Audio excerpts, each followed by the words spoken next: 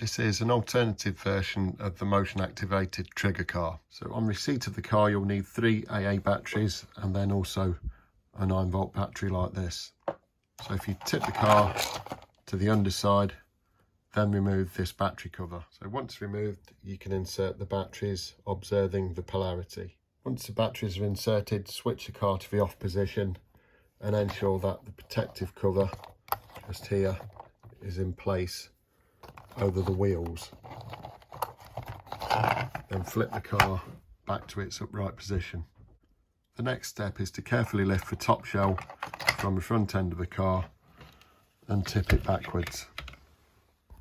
Then take the 9-volt battery and clip it into place on the battery clip.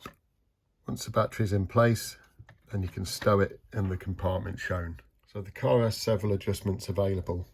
So you can adjust the time the car will move for once triggered with this potentiometer. You can adjust that using a screwdriver. The sensitivity of the motion detector can also be adjusted by this potentiometer. The next step is to replace the lid. So there's a hole in the lid. Carefully fit that over the motion detector. And you can turn the car back on. So once in the on position, if the car senses movement, you'll then hear the motor start. To let the car move, you then remove the protective cover from the bottom, and then the car will move.